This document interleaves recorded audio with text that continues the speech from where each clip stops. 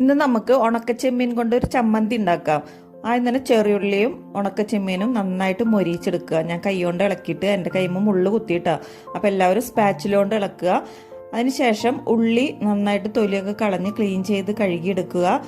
എല്ലാനും എടുത്തു വെക്കുക. മുളക് പൊടിയാണ് ഞാൻ എടുത്തേക്കണത്. ഈ മുളക് പൊടിക്ക് പകരം വറ്റൽമുളകും ഇതുപോലെ ചൂടാക്കി എടുത്താലും മതിയാവും. എന്നിട്ട് ഇടിക്കല്ലിൽ ഉള്ളി ഇട്ട് കൊടുത്ത് നന്നായിട്ട് ചതച്ചെടുക്കുക.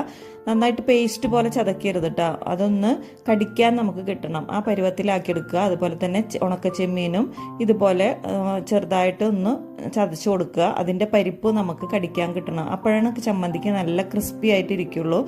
അതിനുശേഷം മുളക് പൊടിയും ഉപ്പും വെളിച്ചെണ്ണയും കൂടി ഒന്ന് ഇളക്കുമ്പോൾ ഉണ്ടല്ലോ എന്താ ഒരു സ്മെല്ലെന്നറിയോ. ആ സ്മെല്ല് മാത്രം മതി നമുക്ക് ചോറ് കഴിക്കാനായിട്ട്.